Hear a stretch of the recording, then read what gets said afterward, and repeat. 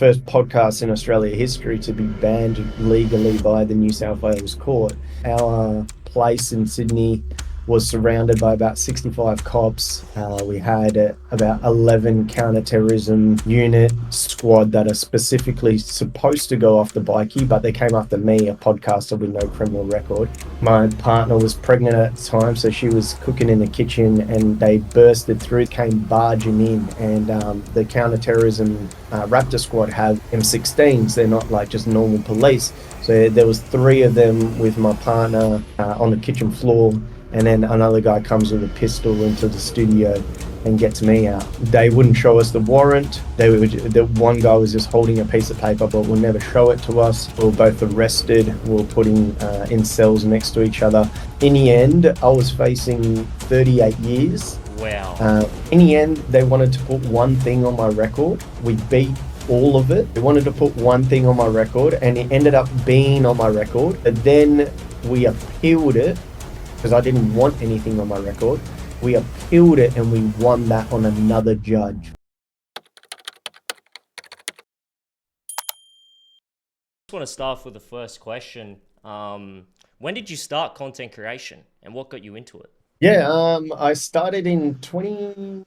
Well, I used to make music like a long time ago, quite a long time ago. And I wasn't very good at it, but I endeavored into it. And so I guess that's when content creation started. I was part of a originally a punk band, Yeah, okay. and then I moved into a bit of a screamo band, and then I did a bit of acoustic guitar, just a little solo act. And then only in 2019 is when I started my podcast, and then I started doing video editing. I was like, well, I got to learn this. And then, yeah, I started to enjoy it. And it's very similar. Like as a video editor, it's almost like a producer in music, because you got a similar software. So you're chopping and you're finding where bits fit, and you're trying to get a particular mood, a particular emotion, and you're just trying to clean up little areas. So it was a good transition from music to video, but then I really started enjoying doing videos. And that was just before the pandemic hit. Okay, fair enough. And I saw on your bio a little bit of story about yourself with the Aus Courts back in COVID times. You able to dive in Yeah. that to a little bit? What happened with your story and why that all came to be? Yeah. So COVID hit. I was doing a comedy slash MMA show at the Yep. time. So I love Brazilian Jiu-Jitsu. We're looking actually to open a gym here. I've moved from Sydney to WA, and I saw this guy getting like just mutilated by the news, if lack for better terms. And he was the first one in Australia to do a protest against lockdowns, against COVID, against the entire thing. And I knew him from jiu-jitsu, and I thought this is a good guy, and the media is just painting him out to be this lunatic. And Gladys Berejiklian, who was Premier of New South Wales at the time, he started posting about him like she was having a bad hair day, and because they sort of looked similar ethnicity, and she started ripping into him, and I was like, this is the premier, this is like mainstream news, this guy is a good guy. Yeah. And he previously also, he's set the world record for the longest DJ set in history. He broke the Guinness Book of World Records in 2011, and he did 7 nights straight DJing or something like that. It must have been 1 week or 2 weeks. It was insane. And I said, look, come on and have a chat and let me know your thoughts. And I wasn't really into politics back then. And then after that, I said, who do you know that's an interesting person that's around, this sphere? And he said, well, there's this guy with like sandbags of 28 kilos in a city, and he's standing there for 28 days to protest against a suppression order against some pedophiles. A bunch of these pedophiles got done. It's called the 28 in Australia. So it's been, yeah, it's been hidden. So this guy was protesting that. So I was like, you know what? Come on board, come on, and let's have a chat, mate. And then I asked him, who do you know? And then that just snowballed. Who do you know? Who do you know? Who do you know? Until I'm now, at the stage where I'm interviewing doctors and politicians and these big uh, activists that were putting these anti-lockdown events on across Melbourne and Sydney. And I created this platform, and this platform grew. And the people that were coming on at the time for that particular, because a lot of people were interested in COVID back then, so then they were getting followers, and I guess the state didn't really like that. So then for the major Sydney protest, there was like 50,000 people on the streets, and it was it became wild, really wild. And everyone was there protesting against lockdown, against the decimation of small businesses in Australia, and it's something that I fully support. And then Channel 9 decided that I was the guy. I was the main culprit out of everything. So they followed me around with the police media guy. The police have a media person that goes around with a camcorder, and they were just trying to get bad images. So then they got a few, and then they posted it on Channel 9 saying that I was the main organizer of everything, which wasn't great because then I led to me getting raided. So our place in Sydney was surrounded by about 65 cops. We had about 11 counterterrorism unit specialized. It was a Raptor squad counterterrorism unit. So these are specialization squad that are specifically supposed to go after bikie, but they came after me, a podcaster with no criminal record. Um, my partner was pregnant at the time, so she was cooking in the kitchen, and they bursted through. They got the door, they got the key through our building manager, which is illegal, and they then didn't knock to show a warrant or anything. They just came barging in, and the counterterrorism Raptor squad have M16s. They're not like just normal police. So there was three of them with my partner on the kitchen floor, and then another guy comes with a pistol into the studio and gets me out. And they wouldn't show us the warrant.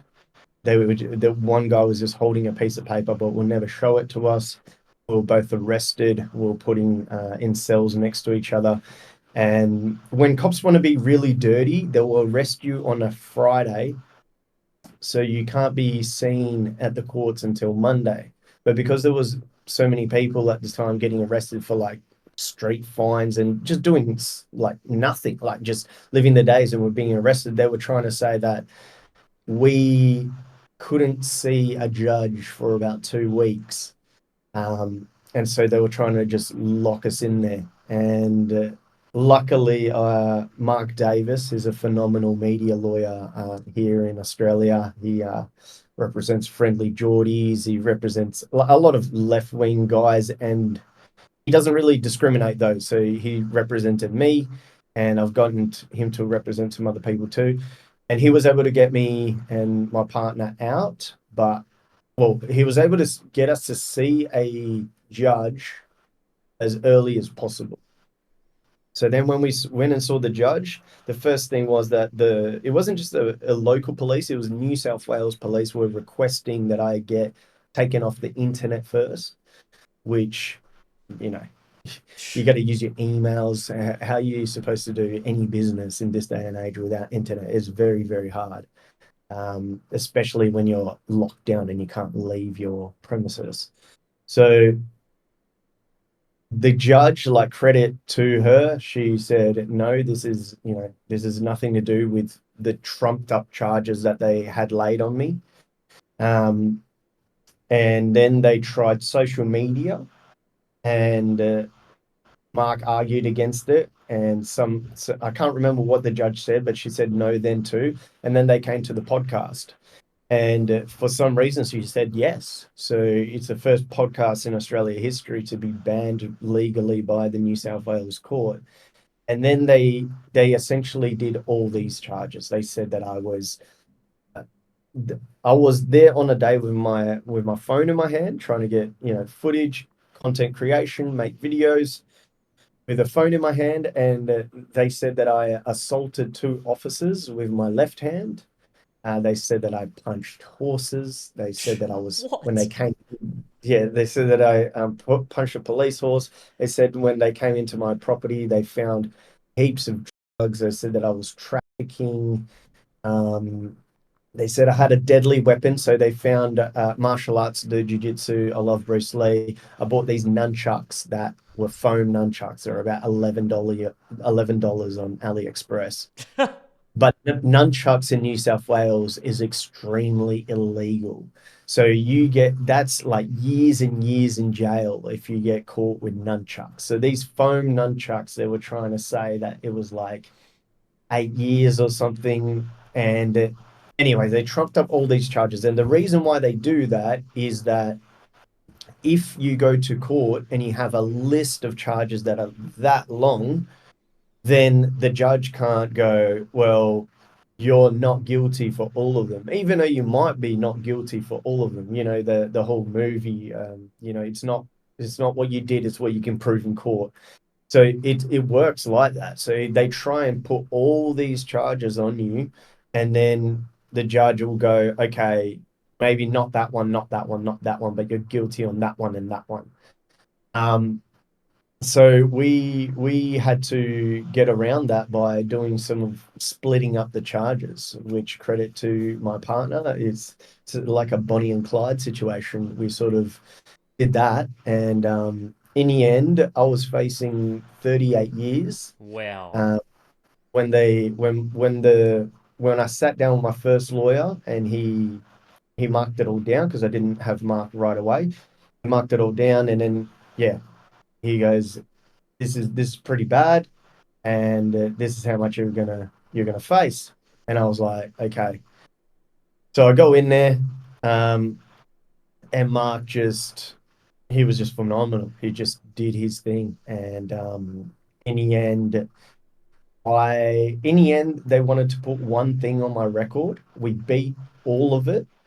They wanted to put one thing on my record, and it ended up being on my record.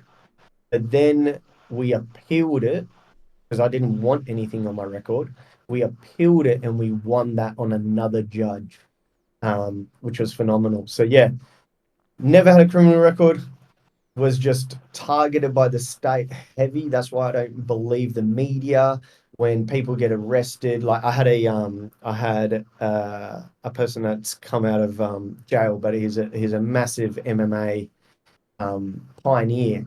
Now I'm not judging them anymore. Like the people that get these charges, like in the UK, people are getting put away for like Facebook posts and things like that. Like I've gone through the media machine, I've gone through the target of the state, and now it's yeah, I don't believe their narratives anymore. I still believe in the court system. Out of all of that, the main thing that I got out was the court system. I still have faith in it because yeah, they could have literally just put me away completely, but they weren't able to. And it obviously through that there's heavily censorship. I had a like really cool YouTube channel. They just took that away. They've deleted a few of my Instagrams before. Like we were able to build that. What is it? 42K back, and I think we were able to build a TikTok back to I think it's at like 57K or something. But they wiped all of them when they were beyond that. So there's a whole lot of rebuilding process. They just wanted to silence me as much as they could, and they did for 3 months completely. Took all the platforms off and also blocked me from podcasting. I couldn't even go and on another one to be interviewed. I wasn't legally allowed to be interviewed. Um, so that's where the Twitter bio comes from. And when that was all going on, what was your mentality? Was it bad days, good days? Like, how'd you sort of get through with it and kept going without it, obviously bothering you? Yeah, two things. I would say Christ and I would say Stoicism. Those are the two things that I was really deeply into Stoicism at the time. And I believed I wasn't guilty, first of all. So I Yep. believed that we'd win in the end. But yeah, I was just, I just finished reading Discourses by Epictetus, and he was a slave that eventually became like a teacher to emperors. So he went from like the bottom of the barrel to pretty much the top, and became a one of the greatest philosophers of all time within Stoicism, just general one of the greatest philosophers and humans of all time. Um, and Diogenes, I was reading that. Marcus Aurelius, I was just had quotes running through my head at that time.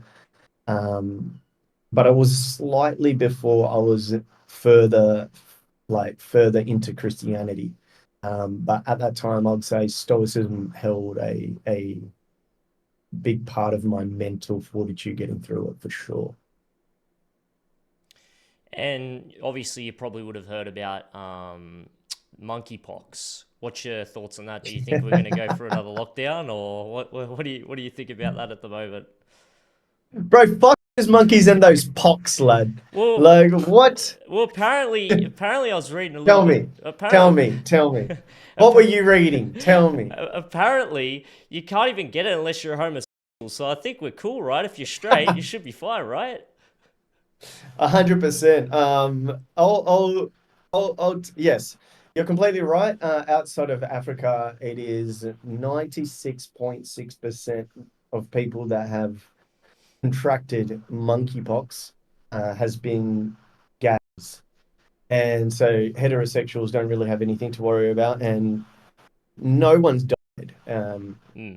that's contracted it in the US and UK. It's actually funny because there's only been two people that has come out and have said that they have it, and those stories are a bit iffy.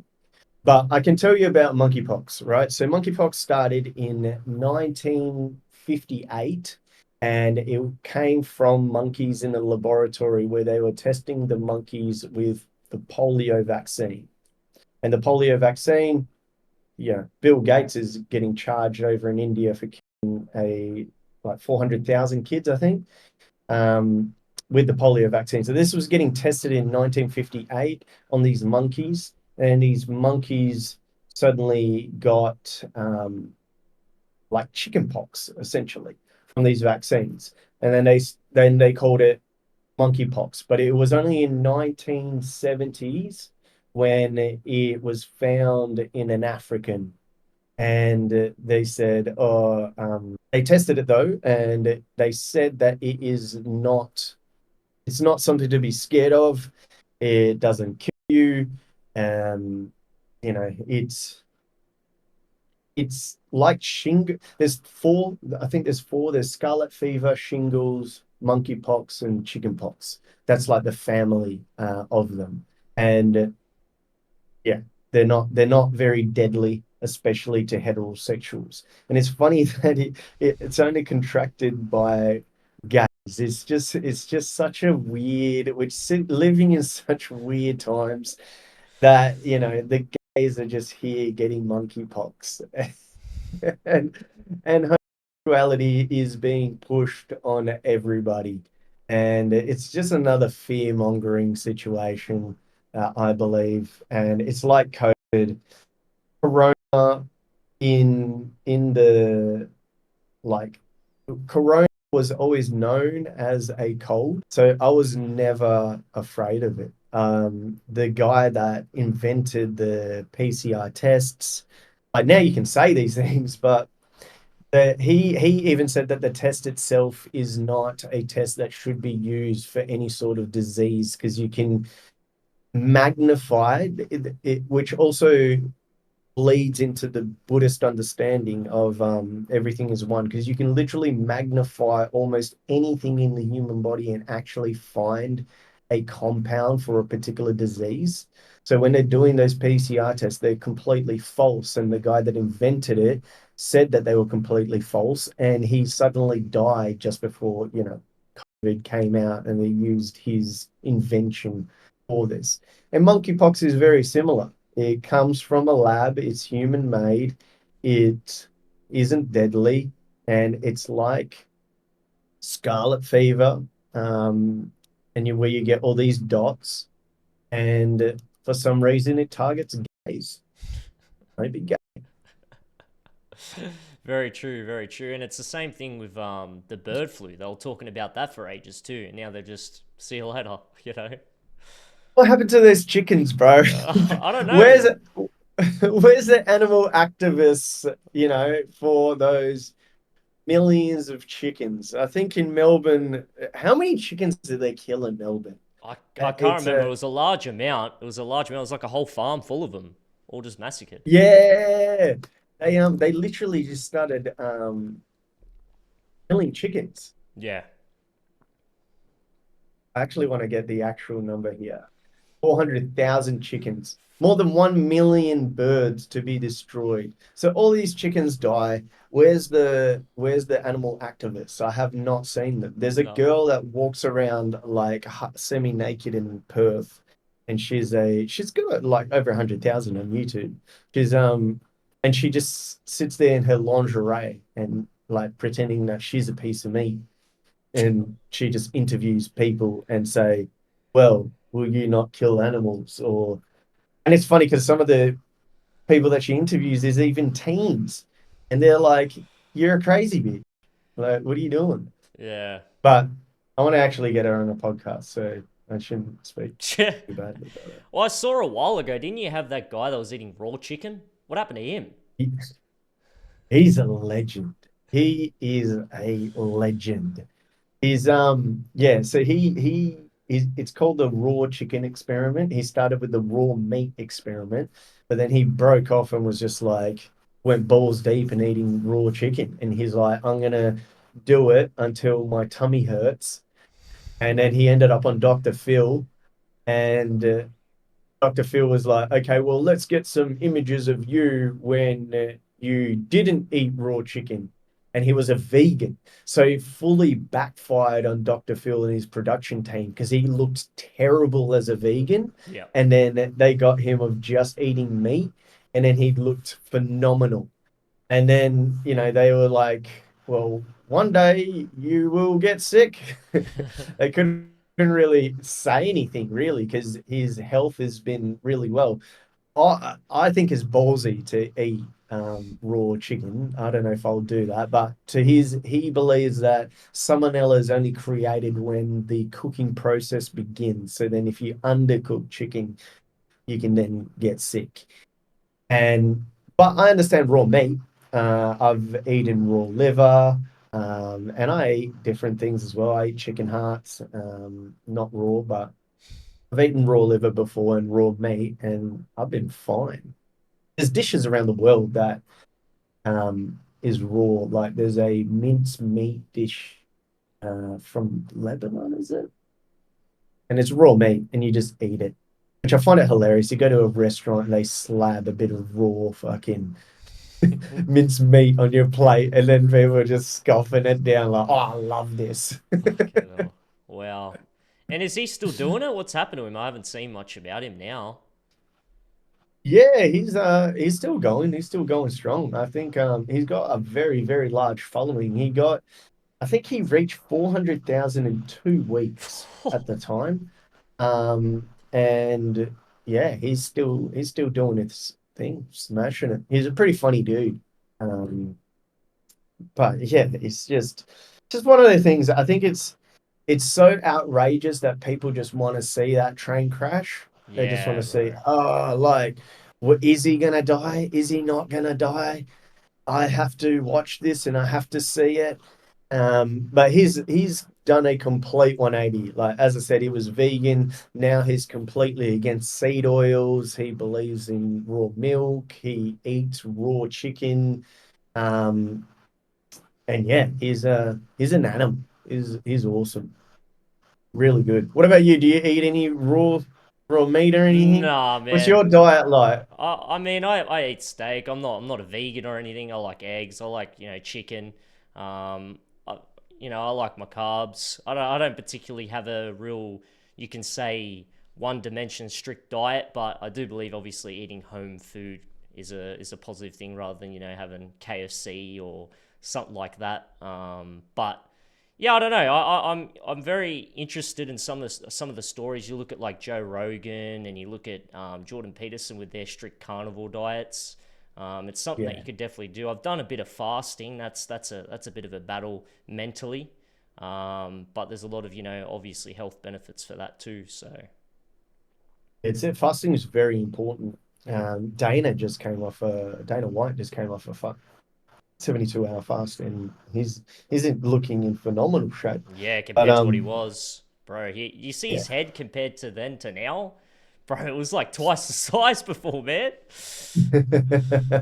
it's wild. He's like, I don't know, he's probably 50 surely, and he's got a full six pack. He's shredded, and yeah, he lives by fasting. Like I've done intermittent fasting, Yeah. but and I've done Lent, but I haven't really done a proper like water fast. His current protocol is 24 hours just water, and another one with electrolytes added with no sugar and no carbs or anything. And then he moves into bone broth. And then he finishes off, tapers off his fast. Which I think I want to try. I really want to try it. Because carnivore really worked for me. When I was doing jiu-jitsu and I wanted to change my diet, I was coming into just 2020, just before the pandemic. And I was training for the ADCC of Sydney, and I went on a carnivore diet, and bro, I felt phenomenal. I went too extreme though. I just had meat, and I used salt and pepper. That's about it. I didn't like use any other herbs or anything to like make. I didn't marinate or anything like that. Um, the only thing is that I did get a little bit of a headache. But the next time that I did carnivore, I added in a bit of fruit and I got some carbs from the fruit, and that was pretty good. Like fruit and meat was a good diet for me. But yeah, I felt phenomenal. I went in a 16-man tournament. I won that ADCC, and it was just like it was. Yeah, I felt really good. I didn't really get fatigued too much. My strength was really high. Um, and I could just like in scrambles. I don't know. Have you ever done jiu-jitsu? No, I do Muay Thai, but no, I haven't done There you jiu-jitsu. go. Yeah. Well, like when you're in a scramble, like for you, it'll be inside a scrap, right? Yeah. You can.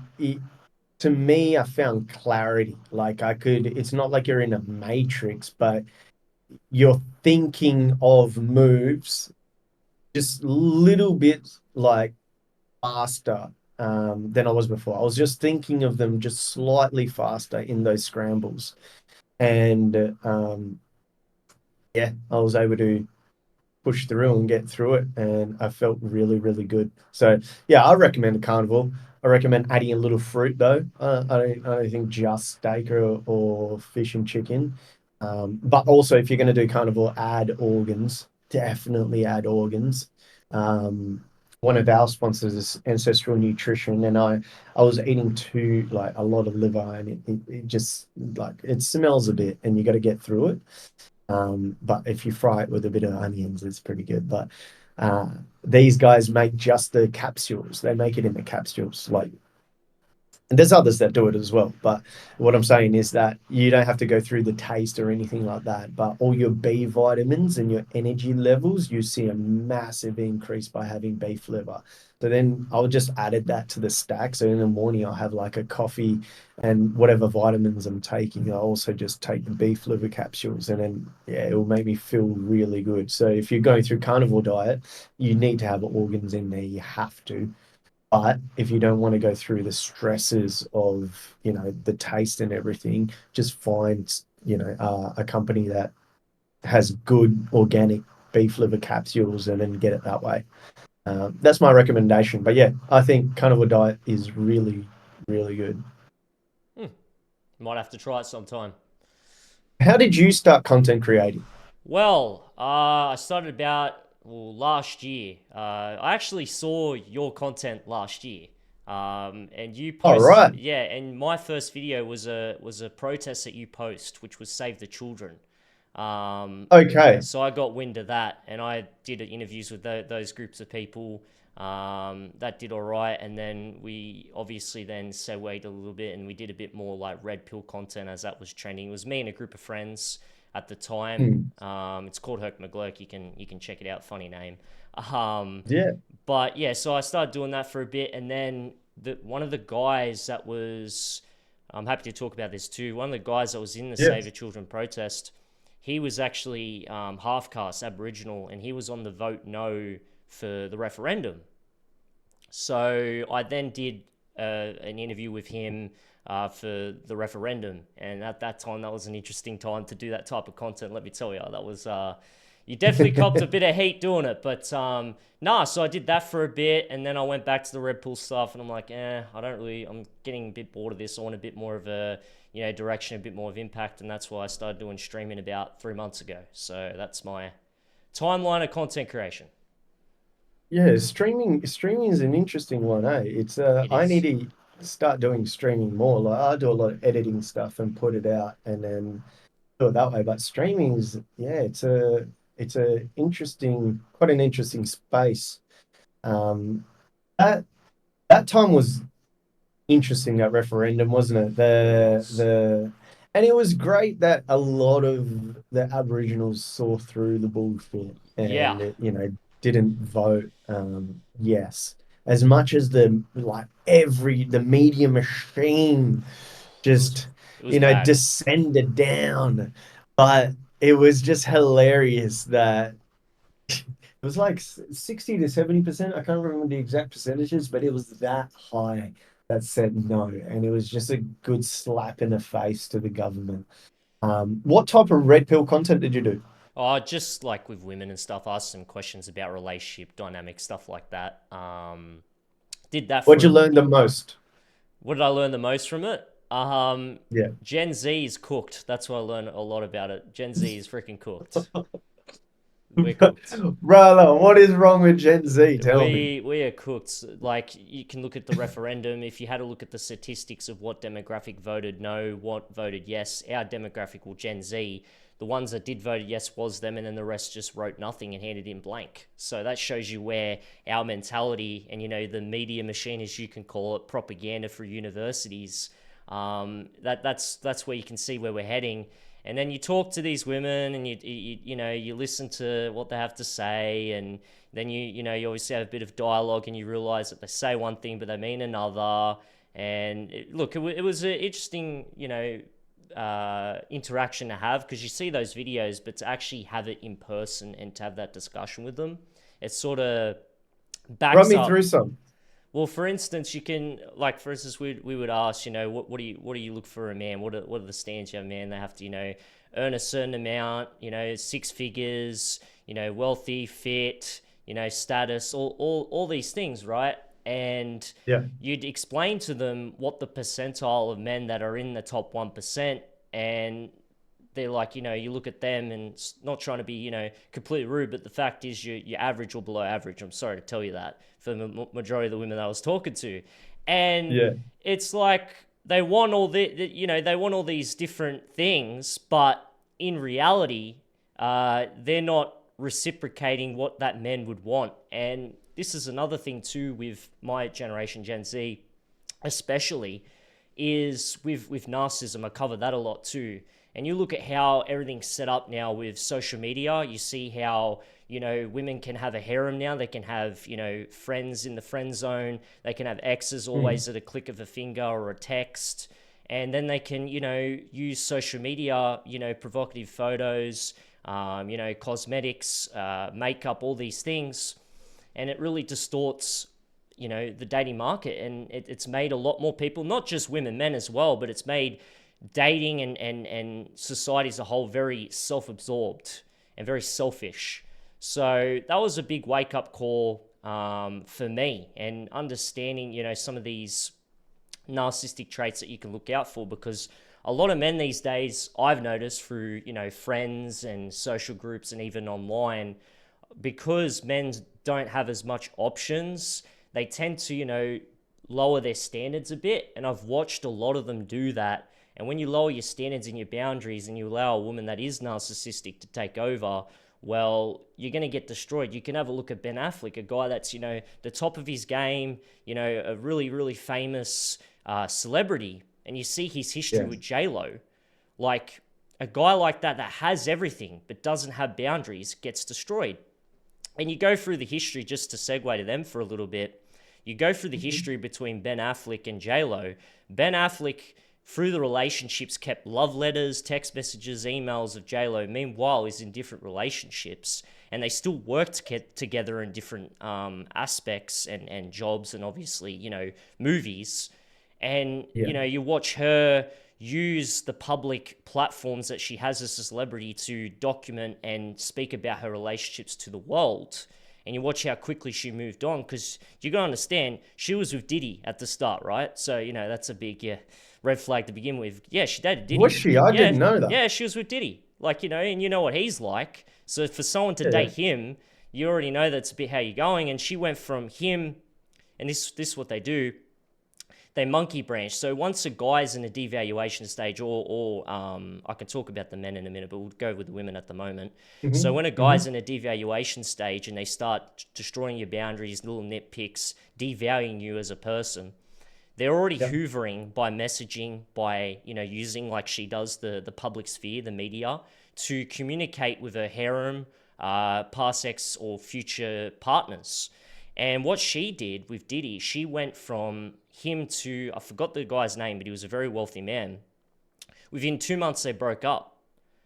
That Diddy and J-Lo broke up. Within 2 months, moved straight on to this other guy. And then within 4 months, they got engaged. Within 4 months, they got engaged. And you could think, okay, well, maybe it's love at first sight, right? Okay, cool. Okay, we'll go with that. And then within 6 months, they broke up.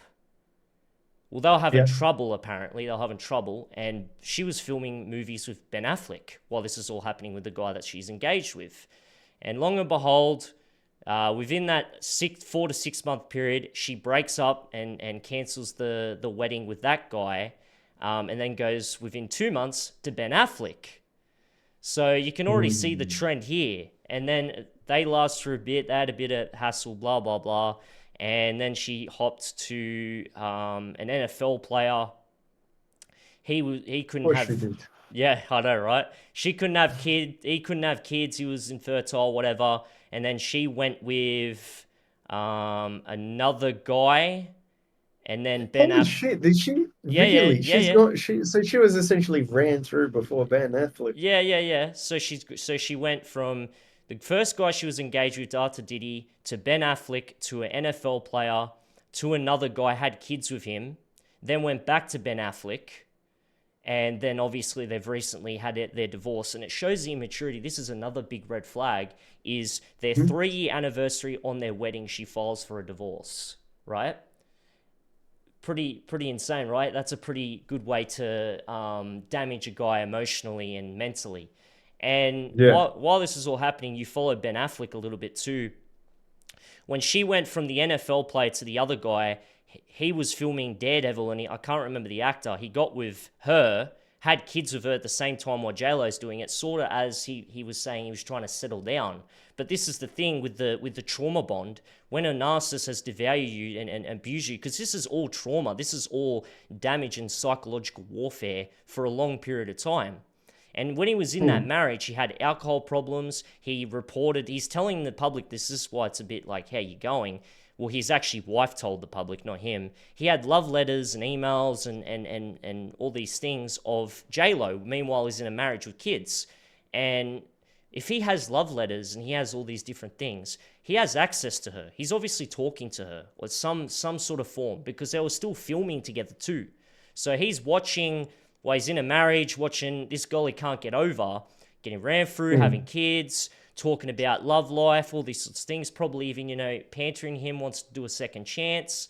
And yeah, you see now he looks skinny. He's smiling. There was a photo of him smiling, but from my understanding with narcissism, because I've studied it for a while, he's smiling to save face, but I don't believe he is completely okay, because the only way you can beat a trauma bond and a narcissist is by going no contact. So you can't have emails, you can block their numbers, block their friends, everything. You got to just completely go no contact and rebuild yourself as a man. Figure out these things, because Yeah. you're allowing a narcissist in your life, and these simps is what they do. Is simps are just people that don't have boundaries and just sell themselves essentially. Yeah. It's rooted from your childhood. So whatever trauma that's happened to you as a child, you need to be able to find why you haven't got over that. Why is the reason for that, and to obviously find a way to come at peace with it and check yourself when it comes to boundaries. But yeah, that's probably the public display of how a narcissist relationship can happen. And back to what I was saying with women, not all women are narcissists, but a lot of them are narcissistic because of social media, because they're able to have a harem, because they have exes and admirers, all these sorts of things, and within a click and a button, as soon as you piss them off, they can get another guy. So it encourages narcissistic behavior. And you can look at the men's spectrum too. The best way of describing a man narcissist is domestic violence cases. So with men if you ask a woman that's been in a domestic violence relationship, or a very abusive relationship, at the start, and women do this too, it's called love bombing. So this is how they hook you. The sex might be great, they're affectionate, they message you a lot, they might make you dinner, all these things, really over the top, loving you, right? Showing this real infatuation of love. But what Yeah. people don't understand, while they're doing that, they're racing it up. So with J-Lo, as you could see before, she was getting engaged really quick. She was hopping. It was very fast paced, and that's what they do. And if you don't have boundaries, go, hey, slow down. This is what happens. They Mm. lead you down the garden path, and you get discarded. So with men, what they do that are domestic abusers, what they do the love bombing thing. They might not even be rich. They might take out loans. They might, rent cars, all these sorts of things to try and show that they're a man of status. And they'll show that this woman, they'll start buying her things, buying her bags, showing a good time, this and the other, and they find a hook. This is the hook part for women or men, is if they can get you to say I love you, or that you've showed them some sort of sign that you're completely infatuated by them. You're almost as if you are loving it so much you can't let them go. And as soon as they know that they've hooked you, wherever it's as you said something or whatever it may be, whatever indicator they can get psychologically from you, it's called the Yeah. hook. Then the devaluation stage starts. So you might say, I don't want to go out today, or you don't respond to messages as quick, because narcissists are innately immature.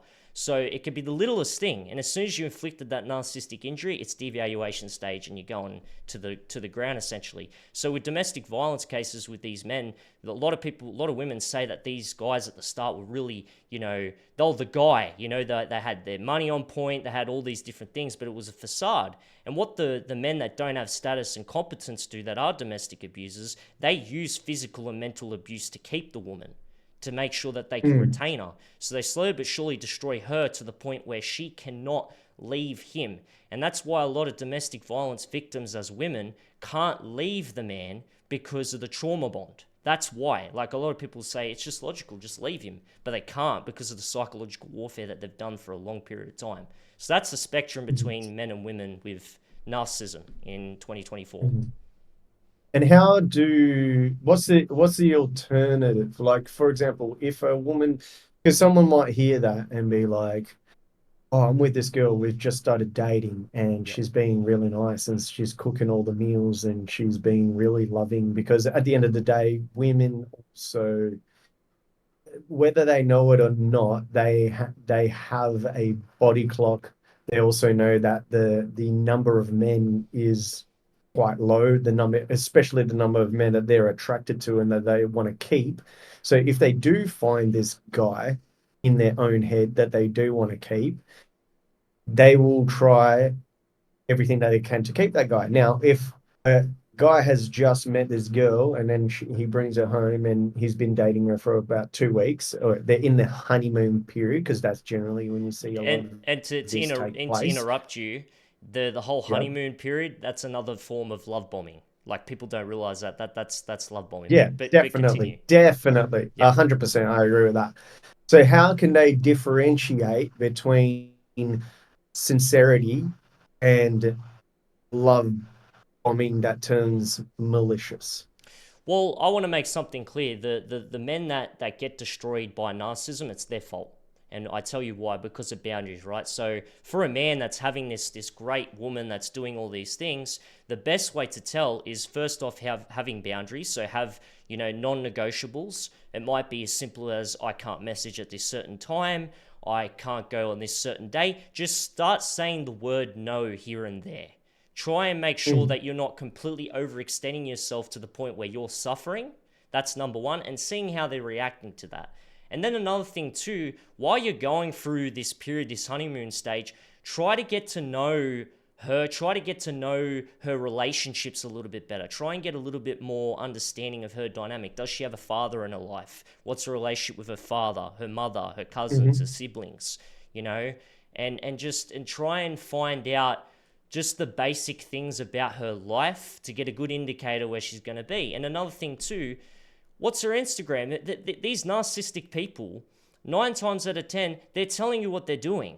So Yeah, true. they'll have provocative photos, bro. They'll have provocative Do, photos. do Where'd I have you? a thing here? Where is it? Talk to him, bro. 100%. That's true. That's very true. Yeah, and another thing too is where did you meet them? Did you meet them, at a shopping center? Was it over social media? Was it at a club? Like you got to really assess how this all came to be, and it takes a lot of reflection and from within. And Mm. you gotta understand too, even as a man, are you living up to your standards? Because it's all well and good to say you need to be good with your parents, you need to have all these things, no provocative photos, all that, this and that. But what are you doing? Are you Mm. reflecting as a good mate as well? Can you come from a place that can say these things? Because a man with competence knows himself and knows with boundaries he can walk away with a fine. So this is why I was saying before with the overextension. It's all within. So Mm. for the guys out there, they need to make sure that they have high boundaries, they understand the woman on a surface level, her dynamics and all these sorts of things. And another thing too, it does originate from the parents. So you can look at J-Lo's mum. J-Lo's mum said a very interesting thing when Ben Affleck and her broke up the first time. Ben was good for her. Ben knew, how to, stay with her. Ben was the best thing that happened to her. And you could think, oh, she's just being a caring parent. Maybe. Or does the parent know? Because this is what happens when a parent has a narcissistic child, 9 times out of 10, they do certain things to make them an extension of themselves. So that's when you see this narcissism cycle start. So the parent transfers that to the child. So with the Uh-huh. mother, right? She's saying all these things. She could be saying, yeah, she really cares about JLo. Or does she care because her daughter is hoeing around, showing, being, a slut, you could Yeah. say, in the public Yeah. sphere, and is she making her look bad as a mother? That's what you got to think. Because for Mhm. her to say Ben can withstand it, Ben can do this, can do that, you're just saying he's a doormat. You're saying that he makes you, the mother, look better because your daughter looks better. So that's another Mm. indicator there too, another dynamic. It's a very complex thing, But back to us saying, boundaries is the number one thing you must have as a man in 2024 to be able to survive this, you can say, pandemic of narcissism. Yeah. No, I agree. Where did you start the red pill journey? Because I did a bit of red pill content. I think the last video I posted was I was interviewing a girl at the Rangaroo, and I asked her, I go, do men or women have higher IQ? And she said, women. And then I go, okay. And so does women have both higher IQ and EQ? And she goes, what's IQ and EQ? Which is just which was a hilarious clip. So I delve a little bit into the red pill, but I've stayed mostly politics, but I've delved into the red pill. And what brought you down that path? Sorry, I'm doing a little bit of interviewing you as well, but I'm curious. I'm curious what took you to the red pill route and why you've exited it. Like, for example, are you Myron Gaines um, level where you think that a man can have all the women in the world and a woman has to be faithful to that man, and that's a sustainable relationship? Where are you at of the red pill? Where'd you start and how'd you leave? Well, I'm a Christian myself, so for me Okay, that's not something I want to. I'm not at that level. You can say on the spectrum. Um, okay. But we can definitely talk into how the Bible talks about narcissism as well. I can definitely get into that and show you instances of that, how far this goes back. But to circle back to Mhm. what got me into this, well, in the end of 2021 to 2022, I discovered obviously Fresh and Fit. That's the first people I Yeah, discovered. Very end of 2021, start of 2022, yeah, and at that time, it actually wasn't trending that much. Like he was doing all right. This is when they very first started the whole podcast. I remember the yeah, I first. remember. I remember the first clip which got me on it, which was on TikTok, which is his most popular one, is when he was talking about women having provocative photos on Instagram and stuff like that is a form of cheating. That's how I found him. I'm like, oh, this is interesting. I've never heard this dynamic before. I've never heard this. Sorry, this opinion before. It's quite interesting. So obviously dived in and looked into their content, and then obviously you had the boom of Jordan Peterson was trending on that time, very big. Then you had obviously the Andrew Tate effect and Snell effect at the same time. So I was consuming a lot of that content. But what I Mhm. would like to say, which what really helped me was discovering, spirituality and finding God, because all that type of content, it's all well and good to state the obvious and to help men, when they're going through this tough period, to show them that they're not crazy. I think that was a really Yeah, healthy thing. But it's a never ending conversation, and it eventually becomes a point where you're basically stating the obvious. And I know that they do, the men's side of things, how they need to improve. But when you keep honing down, women are like this and the other, blah, blah, blah, they're not really providing a solution. And that's why I think, Christianity is a solution to that. And obviously yeah, understanding the psychology aspect to it. It's all well and good for that, but you need to provide a solution, because this secular society we've created with degeneracy, it's a yeah, never ending like black hole. Like it's just never ending. You see it with especially my generation going to clubs all the time, being promiscuous, women posting more photos. It's completely distorted reality to the point where now men and women just think that this is the way it should be, but it's not. And I think we talk about, a lot of people talk about, the Great Reset and the World Economic Forum and all these sorts of things. But I think we in mhm, ourselves as a revolution through, these discussions, we need to start a revolution ourselves. We need to reset it, because it's going to continuously get worse unless we start getting strong men that are, very well versed and very, into Christianity. And also, too, I'd love to talk about politics as well. Our political leaders being Christians, our political leaders, following the Bible and those sorts of things. Like, you look at, just to go on a bit of a tangent real quick, you look at Yeah. Kanye when he was running for office, when he was fighting all that controversy and that, the one thing that I respected him with doing was that he wanted to put all policies and laws that resemble the Bible. So while he was going on his campaign and bringing his policies to fruition, he had, all these different scholars and well-versed Christians depicting and finding laws and that within the Bible to, essentially create, a Christian country again. And that's where I think we need to go. We need to reset in a Christian country. Mm. So to reset back to, the whole red pill thing on the spectrum, I'd like to call myself the God pill or the Christ pill. That's where I sort of sit. I like to very much base it with religion. And with this narcissism thing too, this originates all the way back to Cain and Abel. You read the Yeah. story of Cain and Abel, how Cain, envied his brother Abel, showed no remorse when he killed his brother, cared about himself and what God's going to do to him rather than actually showing empathy and remorse for killing his brother. It was all self-absorbed within him. And that's one Yeah. aspect to it. Or you can even go further than that and you can look at the devil, how he envies us, how he looks at us as, he looks in that narcissistic frame too. So this has been around for centuries, and I think it started with Cain, and it's been a domino effect with that. And I don't know, I haven't really looked into the genetics of it all, but I think, your environment's important. You need to be able to make sure that you have grandparents. This is with this whole secular society where you don't have men, you don't have, fathers in family homes anymore. This is when that child with a narcissist between the ages 6 to 12 makes that decision.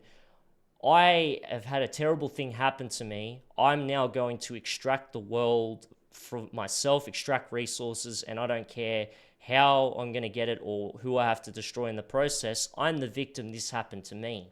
And it's a decision-making process within, your brain. Basically, you decide that you're going to take the victim route to the rest of your life and make everyone pay for it, essentially. And it's a decision-making, and then you look at the other side of it, like empaths that have, or simps that have no boundaries. They, want to be a people pleaser, and they both make decisions which overall isn't good for society. But yeah, this is why, like I said, we need a political leader that is, pro-Christian, actually say that they're a Christian. Not, I love aspects of Donald Trump, don't get me wrong. I'm center right myself. You can even some aspects say heavily right wing. But I remember when they asked him, what's your favorite Bible verse? And he goes, I'm just not going to talk about that. Like you need an actual political leader, especially in Australia, that can put their foot down and really show that they're a proper Christian and lead by example of that. Yeah, I You got to be a agree. leader. I do think we need strong Christianity. I said it in another interview that I'm not a fan of weak Christianity. I'm not a fan of a lot of these New Age Protestant churches that are having, trans do speeches at their churches that have trans flags all over their churches. You can, like, as they say, you can, what the Pope did, he blessed gays as in the humans, but he Yep. said he's not going to bless the marriage of gays. And that's the way I look at it. Like, I don't have any, they'll say some sort of phobia. I'm sure they've transphobia. That's some thing that they put up now. It's like, no, it's not really having a phobia. It's not really having a hate. It's just standing there and saying this is immoral and it doesn't bring us as humans forward. And I liked when Candace Owens was being interviewed by that full left-wing guy that left CNN, Don Lemon. Yeah, Lemon, he's a big Lemon. lemon, mate. He's a big lemon. Yeah.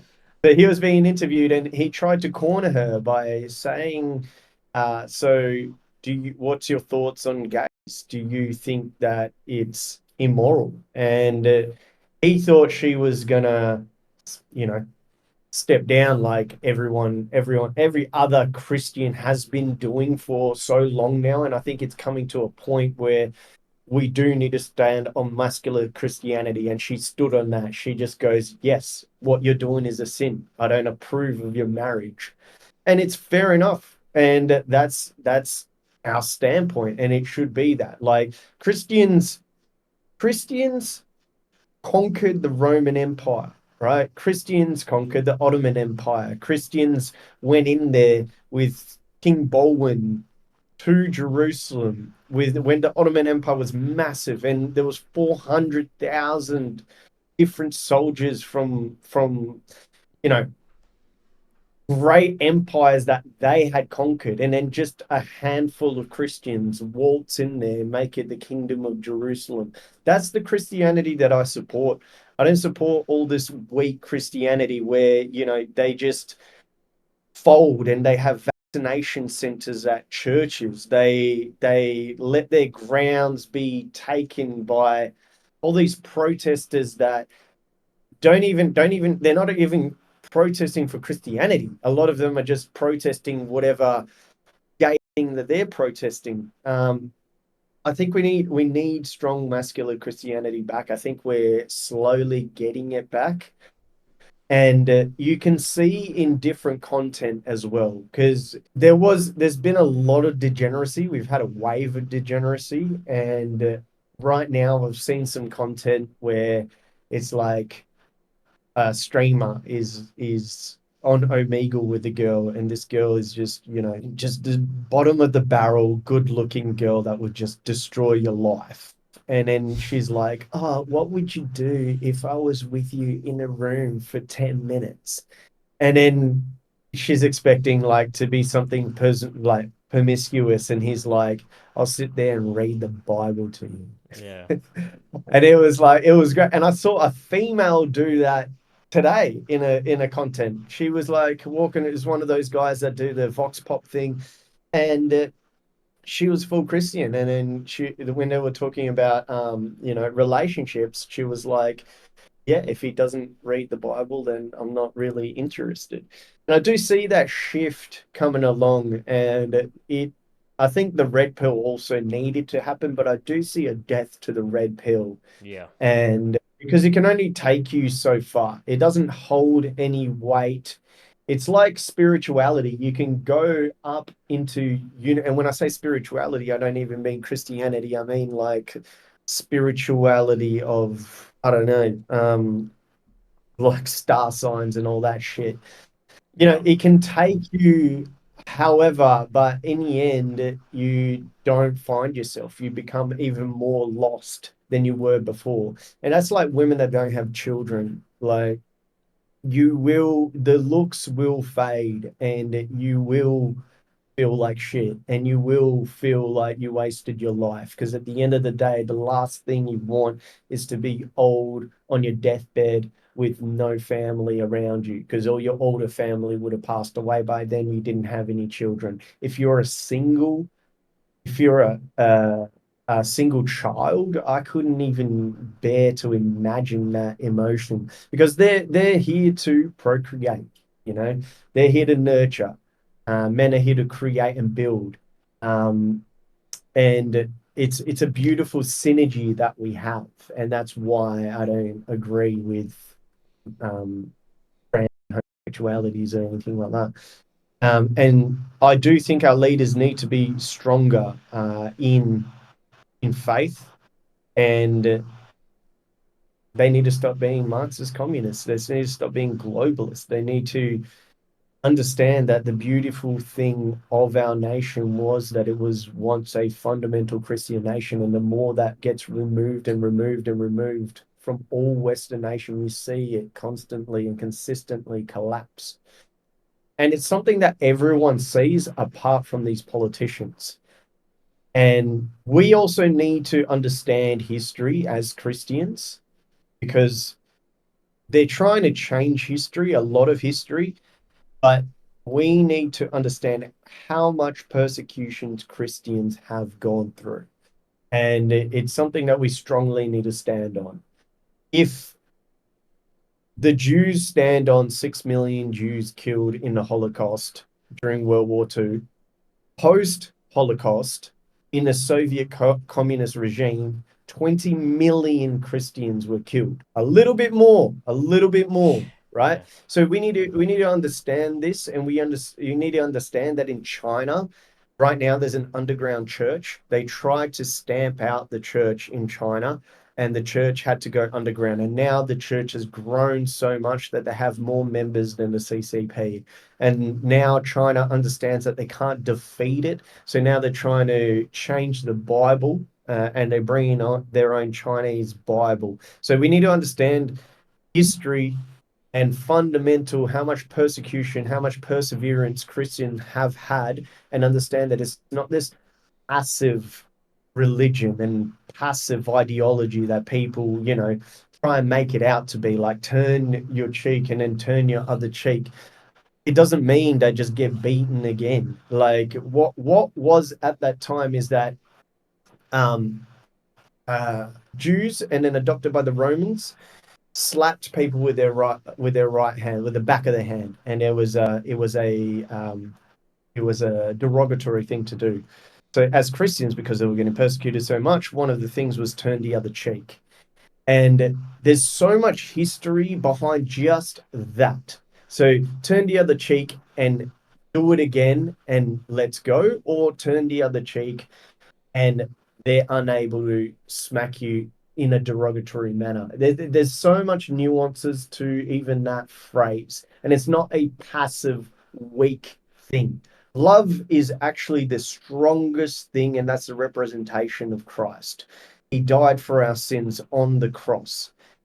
Love will make you do things that you wouldn't even fathom. And that's why it's so powerful and so strong. It goes beyond any laws, beyond any borders, beyond anything. And it isn't a passive ideology. And these weak Christians need to wake up to themselves. Because if they don't, the same thing that happened in the communist Soviet Union will happen to them. They will get killed. That's just what has happened in history, and we need to understand that. So I strongly believe in muscular Christianity, and I do think there has been a sway over, and I do think that red pill does lead to nowhere. There's a lot of great teachings in that space, and I delved into it as well. I think men need to go down that space as well, just to understand the nature of what is happening right now between men and women, and then they need, eventually they do need to come to Christ. Yeah, 100%. And this is when you talk about, the detail in verses. It's like when Jesus was in the temple and they say that he moved the table. Did he just tip it a little bit, or did he actually move the table? That's what you got to think. And a lot of people like to paint Jesus as this loving hippie and all these, different perspectives. But shout out to, I don't know if you know him, Sam Shamoon. He's a big Yeah, Christian. He's a big Christian, and he actually really explained how Jesus was, a loving God, like you said, like a loving person, but how he showed love, and love is, in many different ways. He cares. He's going to do things that you may not. It's like your parents. You might not necessarily agree with it because you don't understand and you're immature and you're upset, but they're doing it for the benefit of you. And he showed that, and he's definitely a funny guy to watch when all these other, these Protestant guys go, oh, well, Jesus loved anyone. They put a verse and he just goes, shut up, you're a demon, this and the other. He's got a very, very interesting approach with it. But I'm glad that he's doing stuff like that because, like, there's a lot of misinformation and a lot of, propaganda and twisting of, the Bible verses and church as a whole. And, even back when I was younger, that like they used to make out even back then that Jesus was this sort of loving hippie and we love everyone, and that's when you go into sort of the rabbit hole of they moving the goalposts, making us more and more tolerant because they've compromised a lot of the churches. They show that they slowly wear you down through propaganda such as movies and all these things to the point where you accept gay marriage and you accept all these other things like marriage. I'm sorry to say this. Look, if gay people want to live, they can live. They can do what they like. I'm not saying go after them and or anything, but that marriage is supposed to be a sacred thing. It's supposed to be a traditional thing for churches, for Christianity, for a man and woman, one in the flesh. And as soon as they've tarnished that and you've accepted that, we're now in the stage where we are, where we're so radical on both sides. It's going to take something to give, and it's an interesting thing to see, and you need to, like you said, study history and understand what's going on because this has been going on for a long period of time. And Luke 22:36. I'm not going to say it verbatim, but people can go out and look at that particular verse. Jesus says that you must sell the garment of your back and take up two swords if you don't have your sword. And that is him calling upon Christians to be ready, always be ready. So if someone is so passive and this hippie guy, he would never talk about a weapon. He literally says, take up a sword. Make sure that you have a sword. Make sure that you are ready. The Bible talks about the armor of God. Each armor metaphorically also means something. But here in this particular verse, it's not just talking about the metaphorical understanding of the armor of God. It's actually saying, pick up an actual sword. You need to have that and be ready to defend. And this is something that, like you said, we can't have this hippie mentality of what this person was, and that's what they do. They do try and dilute everything, and they try and change history, and that's why it is important to understand history, to understand even where we're at right now. We have the cycle. Joel Jamal talks about the 80-year cycle. There's also Stefan, who wrote Hard Times Create Strong Men. Unfortunately, he died. Rest in peace.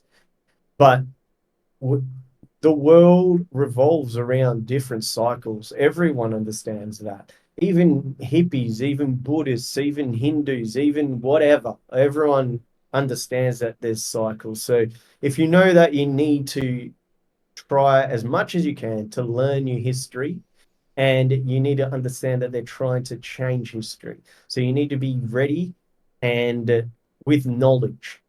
And I think that is the future. Understanding where we've been through, how we've persevered, and that is the way to get to where we're going. And to where we're going is defeating all of these promiscuity that's been pushed upon us to destroy different nations, to destroy Christian values, to separate the man and the woman. These statistics, people being gay, people being trans, the statistics of them becoming trans is not a normal statistical outlier. Like, if you look at statistics, and if you accept maths, right? If you just accept maths as a logical standpoint to begin with, you understand that statistical outliers, there are calculations for that. And anything beyond that is not statistically possible unless there's some intervention. So the amount of people that have become trans, it's not a natural occurrence. And something that's I thought when I was a kid was everyone is gay because, all these people are gay because they were born that way. But now a lot of that community has shot themselves in the foot because now you're talking about gender fluidity. you're talking about I can be this and now I'm gonna be this, and I'm this and now I'm this. So if you're gender fluid, maybe you're not born gay. Like someone in that community would need to explain that to me, because for my whole entire life I was like, oh, maybe they're born gay, maybe this is a way of God to control the human population. Like I had that ridiculous thought in my head. And now as everything develops, and you have all these different people saying I can be this one day and this the other, well then maybe that's, you were indoctrinated into it. Maybe your feelings come from somewhere, from some notion, from something that maybe you don't even understand. And it's okay to talk about that. I think people don't shouldn't shy away from having these types of conversations, because it's in our human nature. To me, to my understanding, humans are put on this earth to help each other and procreate. Rather, if you're not doing that, that's fine. You can have your own judgment at the end of the day, but naturally, that's what we're supposed to do. And naturally, in the mainstream, that's what should be pushed across all media, across all people. It shouldn't be a culture of degeneracy where you're just having multiple promiscuous relationships that lead nowhere and you're not having any children. And it shouldn't be a bunch of like trans people that don't reproduce either. That shouldn't be in the mainstream. Do that behind your closed doors as if you're an adult, but that shouldn't be entering the minds of any kids. And I fundamentally believe that we do need stronger leadership. I believe these leaders are weak. I believe they follow a WEF agenda. There's a agenda called Climate 100 Plus, where there's 70 investors of this particular international organization that's pushing some climate change to Australia. Australia needs to stop listening to these international bodies. I believe that I believe in nations. I believe that, you know, people that have difference of opinion and difference of understanding, I believe they create their own culture. And Christians, we create our own culture, and I believe our culture is beautiful, and I think that should be upheld. I believe the most beautiful paintings, the most beautiful buildings all essentially come from Christianity. And these other cultures, I think that they should have their own borders and have their own things. And if people like that, they should be able to go there and assimilate to that, not go there and change that, their way of life and their perspective on things. And I think globalism not only looks to destroy our culture, but also destroy all those other cultures.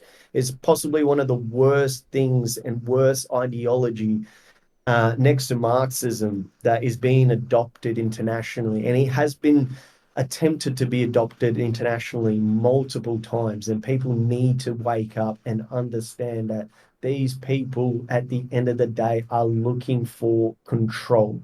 And if they can control you by taking religion and a higher power away from you, then that's what they will try to do. But at the end of the day, Christ is king, and that's why we have a shield and a sword to fight from. And he said, take up a sword.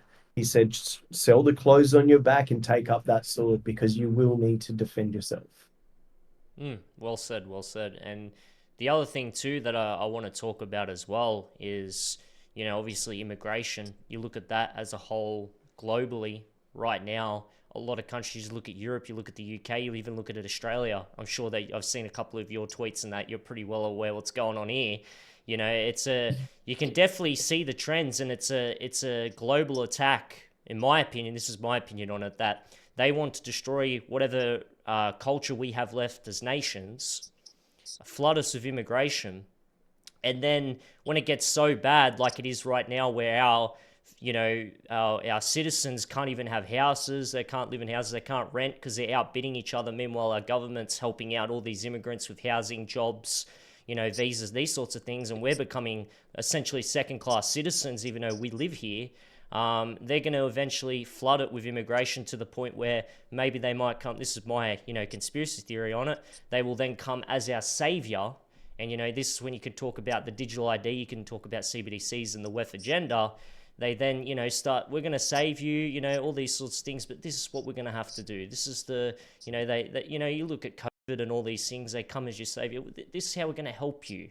They talk in this nice voice, this manipulative voice. This is how we're going to save you. We're going to come as your saviors. But in reality, they're creating the problem to ultimately lead you down the garden path of tyranny and obviously oppression. And this is why this digital ID, when it got pushed through, and it's supposed to, I think you can say, activate in December for us Australians. That's a scary thing, man. It's a scary thing. Yeah, I was one of the, I hate people that say I was the first to do this, but literally it was in 2021. It was the June, I think it was April, is when I did a video on digital ID. And I I think it's horrible. I think technology is really good, and technology how to explain this? Like, the more that we're connected, the worse it has become in a weird way. But I'm not of the camp that's completely like throw AI aside and like completely throw blockchain and things like that out the window. I'm not of that camp, but I do believe a digital ID is absolutely horrible because I don't think that we should centralize under government. I believe in small government. Um, as small as you can possibly have government. That's my stance on it. But like blockchain, putting value, putting value on, like, Bitcoin doesn't have any value. It's really weird. We don't really have yet a digital currency that is backed by anything tangible. And that's where I have a disconnect because we're not there yet. I can see where it can be phenomenal, but right now it's almost the same as fiat currency. The central banks have screwed over people internationally. Internationally, the central banks has screwed us over. One of the Trump policy is to decentralize the central bank through its own digital currency. Now, I don't know how he's going to do that, but I respect him for that because he's the only president that actually has that policy, and it's quite an impactful one. And to even put that on your policy sheet is insane, and possibly why he was targeted for that assassination.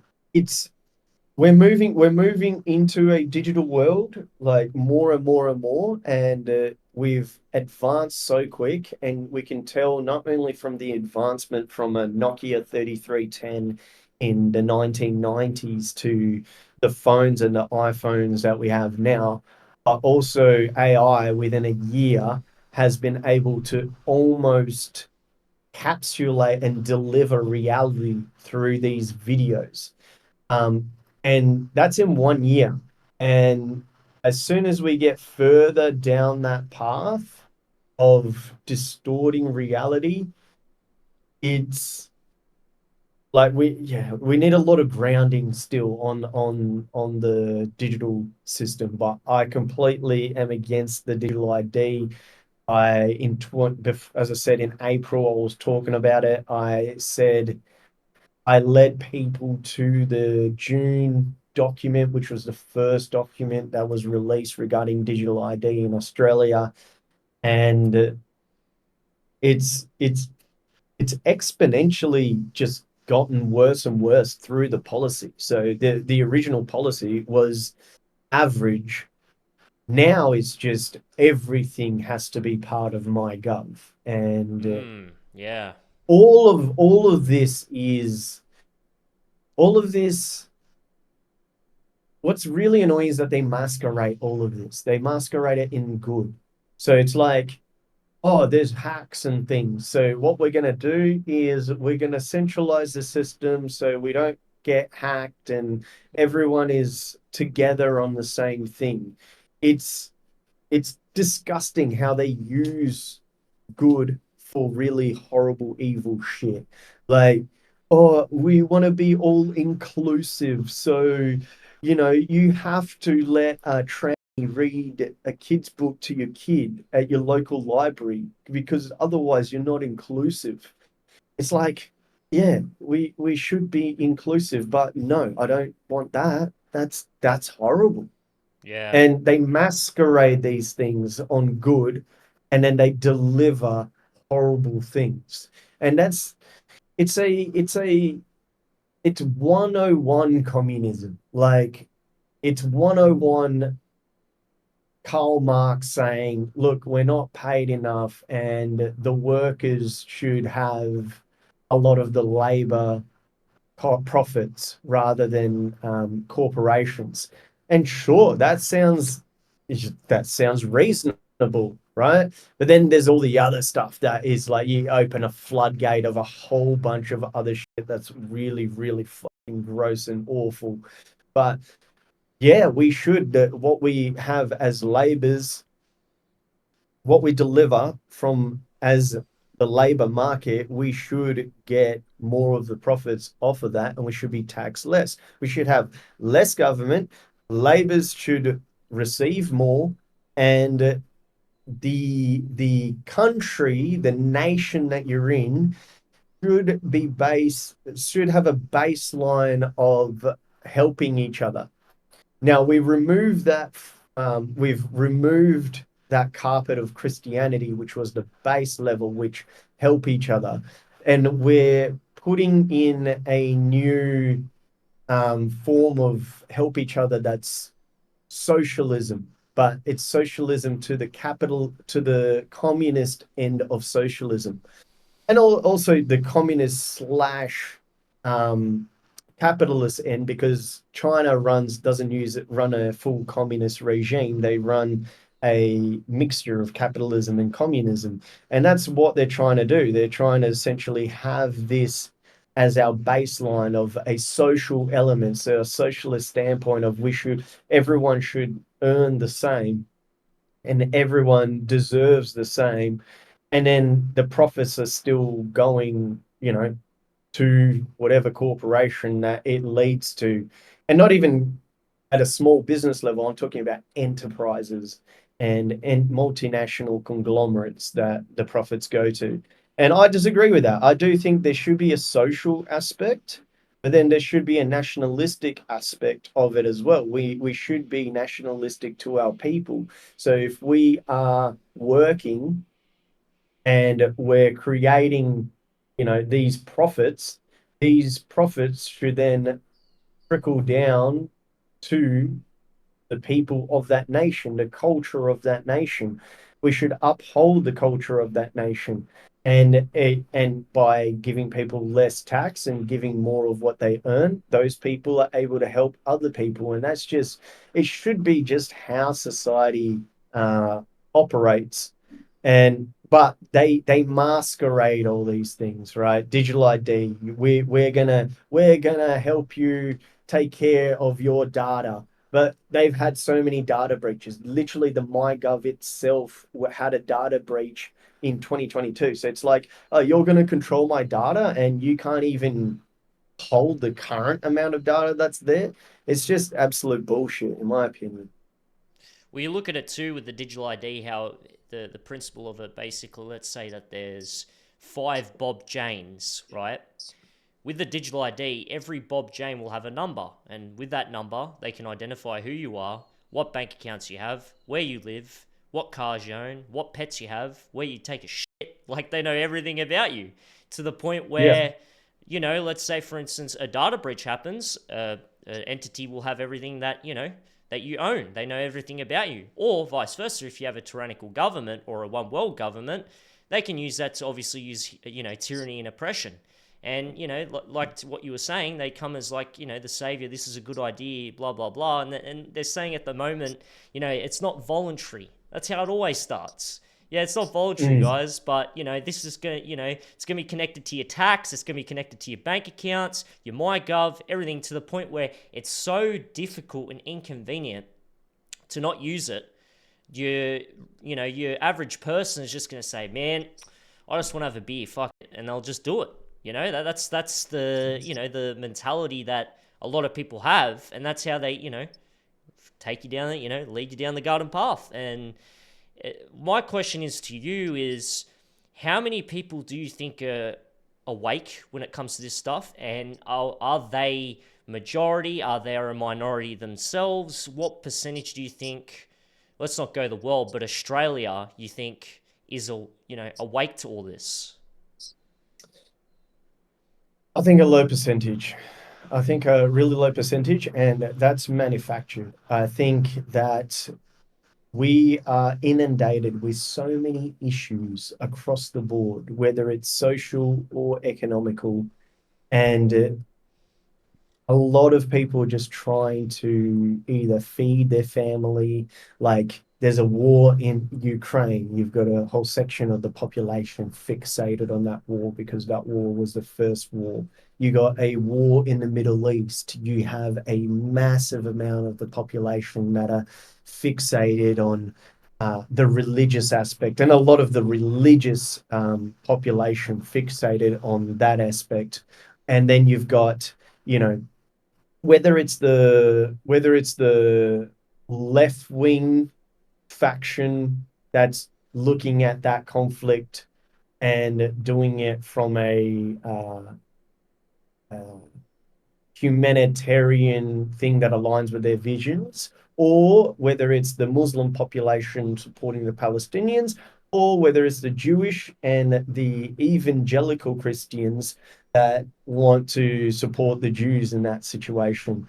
You got a large population looking at that, you got a large population looking at that, and then you got another population that's looking at what we were discussing earlier, the the dating market, and how their women are being this way and men are being that way. And then there's another population that's looking at how infertile things are. Like they know that the pill has decreased them, so they're just in a rabbit hole of you know how much infertility there is, and they're interested in that. And then you've got the other vegans and vegetarians saying that, look, we need to get rid of all of this factory farming of animals. And then you've got the oil lobbyists, and then you've got the climate change lobbyists looking at, oh, we're putting all these wind farms that are coming in from the Vikings. It's actually happening today in WA. These offshore wind farms are happening,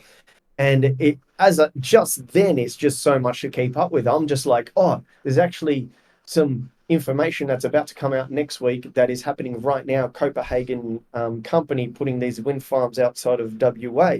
There is so much, and then the government, all they do is say, we have this MyGov that makes your life a little easier. And then you're like, oh, so you're saying that I can put all my tax in one location, and I can see the MyGov links to my accounting app, and the MyGov links to my Medicare, and the MyGovs makes all of that easier. They're just going, sure. Like, Mm.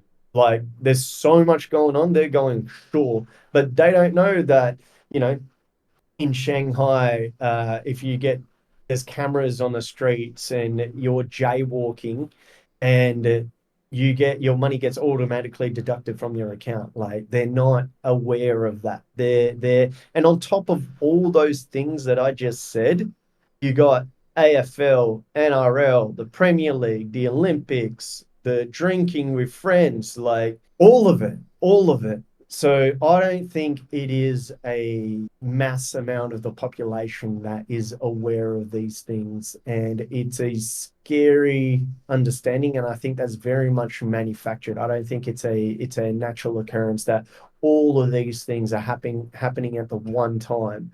It as I said, it's statistically impossible for that to be the case. And I think that is manufactured to get people away from understanding what's going on with digital ID, understanding what's going on with even the BRICS nation, and the like 120 or something countries that have signed up to them, and they've moving away from the SWIFT banking account, which is the international banking system of the world. I don't think they have a clue of that. And then on top of that, you got your headaches from your normal 9 to 5 day jobs, right? You got your boss on your back about some email that you didn't send because who gives a fuck at the end of the day? It doesn't really fucking matter. But then your anxiety goes up because you're like, oh shit.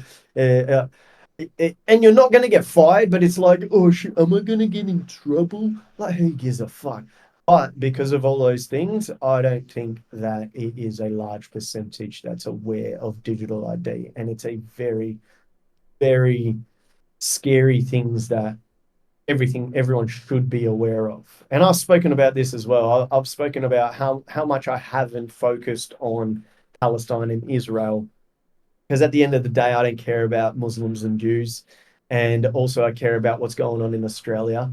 Um, and things like the digital ID. And it doesn't mean that I disregard people being hostages or dying. Like, I'm still human. Like, I care for humanity. I think they should all become Christians and end that war. But also, I know that that is a distraction from one of the important topics in this country, which is digital ID. Well said, well said. And yeah, well, this is the thing, right? They keep first off, you have an idea who your enemy is, but then you don't realize it because there's something else going on. And then you got, the World Economic Forum. Then you've got, the whole wars of Ukraine and Russia. Then you've got, the conspiracy theories of the Illuminati and Freemasonry and all these sorts of things. You completely distorted who your enemy is. And this is why they attack Christianity, they attack their Bibles so hard, because it gives you fundamental values, it gives you morality, it gives you, traditional families. It's a very much a fundamental thing that they have to attack, because if you destroy that, well, everyone's just going to be surfing on all these different division topics. And because they don't have an understanding of a higher power, God, they either don't care, they're not conscious, or they're just doom and gloom, and they're just going to be like, fuck it, I'm just going to, like you said, worry about that email, So it very much is a very much a tactical thing, and that's why they attack it. But what do people need to understand is the significance of the cross as a symbol, right? You see all these people, even that they're not Christians, they wear a cross, So Yeah. it's a big symbolic thing. And that's why they Yeah. suppress when people say, on you see like NFL plays, you see all these people mention Jesus Christ, and they censor it on these, these big media outlets, is because if they can suppress and destroy Christianity on a long enough period, then they can obviously implement their own things and keep this division going. That's what they want to do. Exactly it. Exactly it. No, you're on the money. And yeah, anything that tears away the family and the family unit, you should look at that as being demonic, and you should look at that as being the enemy, and you should do everything you can to fight that at the fundamental level. Um, and that at you know we could, yeah, we could point the finger at all these things, but at the end of the day, if anything is trying to stop you from finding a great wife and having a child, and anything that's stopping, that family from developing, and anything that's trying to break that family apart, is the enemy. Yes, I agree. That's a very good point. Very good point. And my question is to you for Australia: how do we make, MAGA, make Australia great again? How do we? What's the steps we have to take to make Australia united as a country? And do you think as well? This is the second question. Take your time on this.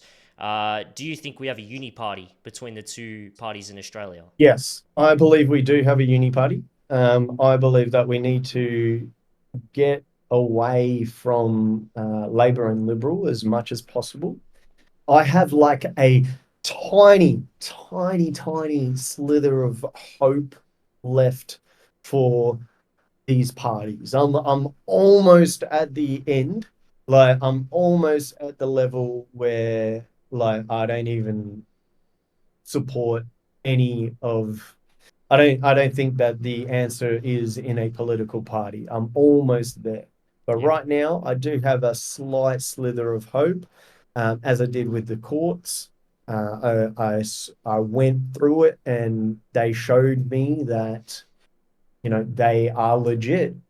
And so I still have a tiny slither of hope for the political system. Just like Poland. Poland thought that, they had two party system, and then now one party was voted in, which is a heavy Christian party, and he has put a wall in the border. He said if anyone, they passed laws that if anyone tries to come to the country illegally, now the army can literally shoot them. So there's no one really going to the Polish border at all, and that's been voted in through a democratic system.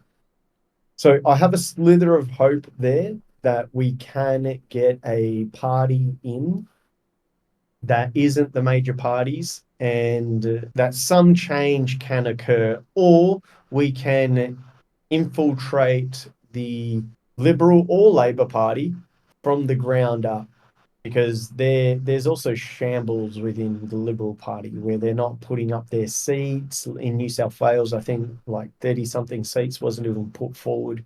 So there was a major presidential screw up there.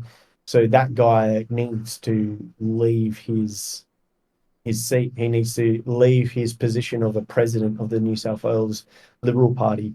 And so a lot of those people that haven't, they're not going to get seats.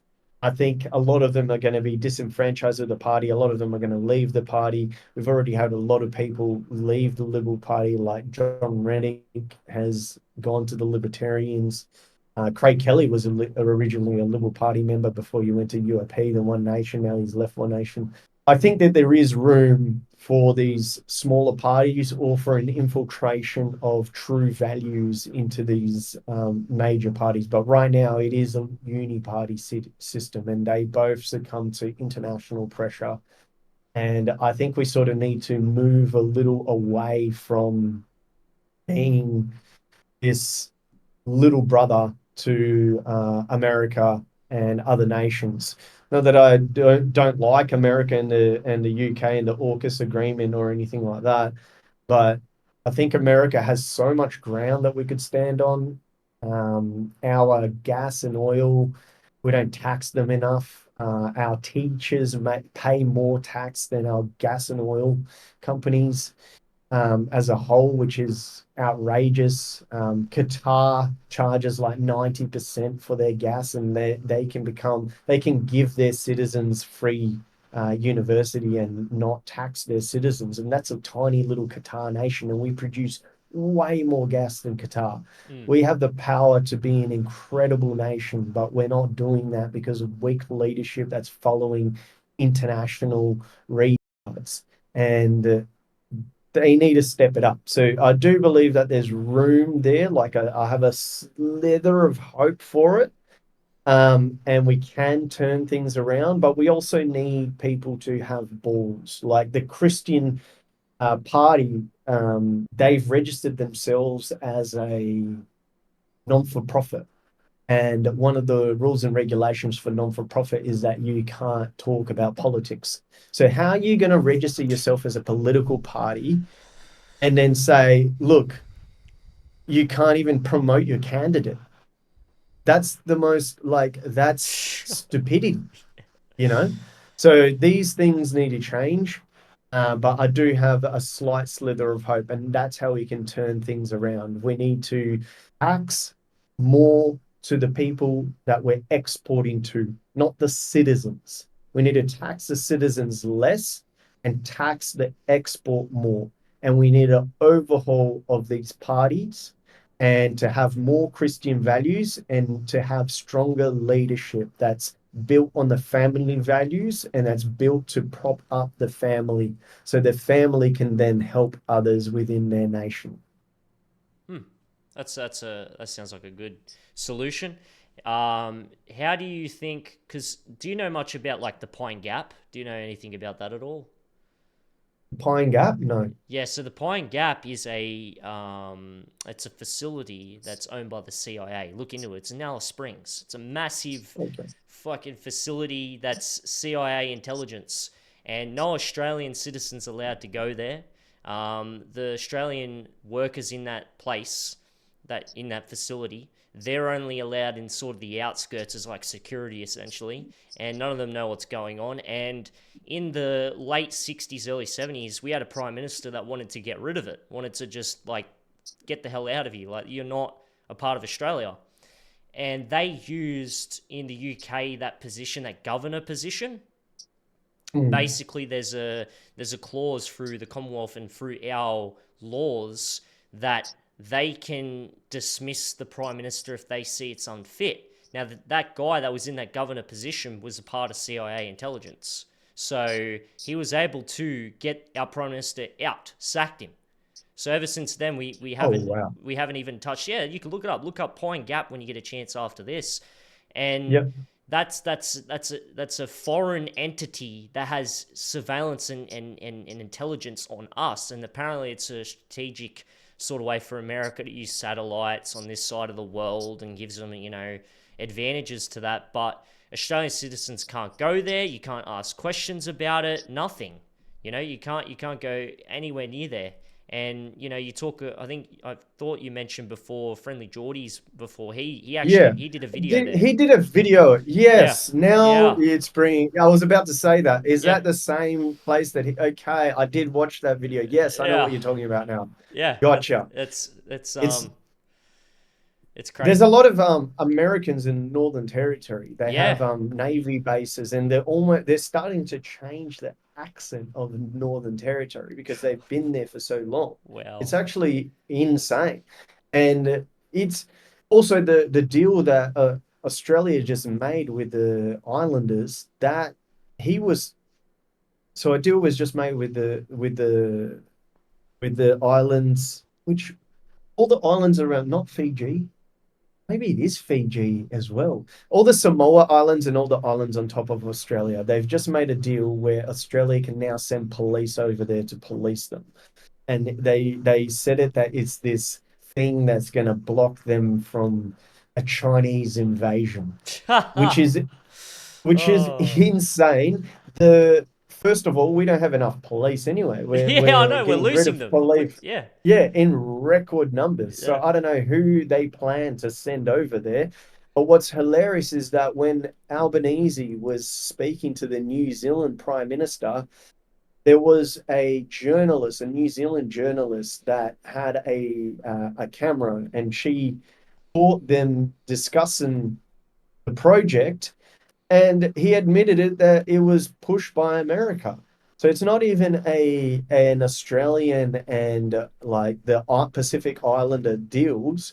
It's an America pushed deal, and they're just going to bring more people down to Australia that aren't from here, that are going to become our police. ADF has just opened their doors to migrants becoming officers. Australian Army has just done the same.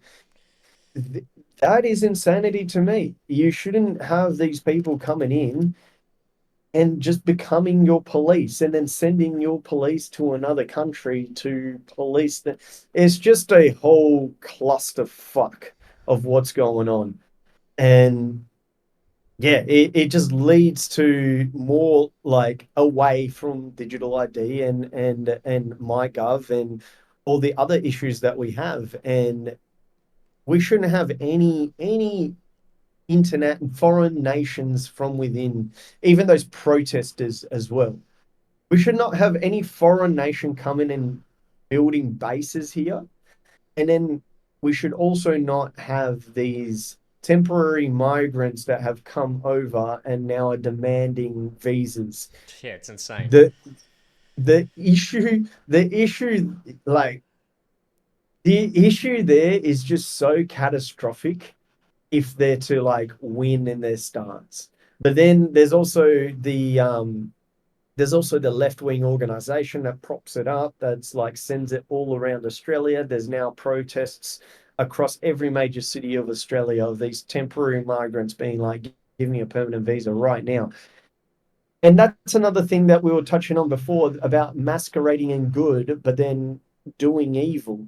Like, I understand some people that stay on visas for like 13 years, over a decade, and it's like their visa hasn't been approved for whatever reason, right? It's like, okay, you have some sort of case there to be like, I've been here, I've been paying taxes, I don't get this, I don't get that, and I don't plan to go back. I'm full assimilated into Australia. Like, I've given up my culture because I love this culture, and I sort of understand that. But then you get all these other left-wing organizations, you get these other people that have been here a year, all on the bandwagon of give me a permanent visa. A foreign entity and foreign people coming into a country and demanding the visa. I have never seen that in any other country in the world. That is unprecedented. And in my opinion, they should get, as soon as that happens, they should get deported immediately. Immediately. Like, especially if they're not even part of that 13 years people. Like, it's outrageous. So all these foreign entities coming into Australia, extracting our resources, extracting like the soul of Australia in general. Like, we should just get rid of them completely and then tax all the exports to all these nations. Because if, like Qatar, as I said, if Qatar can do it at like 90% more than us, if we just did it at 50%, like, we'd be one of the richest nations in the world. Yeah, yeah, that's very true. And this is the thing too. You got these enablers, I call them, these people, Australian citizens that are so brainwashed to the point where they believe that they're doing so good by virtue signaling and enabling these immigrants and all these things. They don't realize what they're doing is, meanwhile, you're propping these people up. As soon as they get what they want, you're going to be treated shitter because you've put them on top of you. So let's say, for instance, that video that you shared, I remember on Twitter with the Karen getting upset Yeah, and all these things, right? She's gonna push for immigration and all these things, and then later on she's gonna have a real reality check when they're in the police, when they haven't assimilated, when they start affecting her. You look at France with immigration, that poor Aussie lady that got gangbanged by those guys. These are the type yeah, of people when you're not vetting it properly. And I saw something too with the Australian immigration process got leaked of all the different questions that they ask and all, yeah. all Put these that different. out. Yeah, it's crazy, man. Like, what do you want us to do? Eventually, what's going to happen? You're not going to know. Like in America, you're not going to know who's in the zoo. You're not going to know who's walking around. There's no background checks, nothing. And just because you're losing police officers, instead of fixing the issue and finding out why, you're instead importing all these people that you don't know anything about that could be ex-cons and becoming police and in our military. It's insane.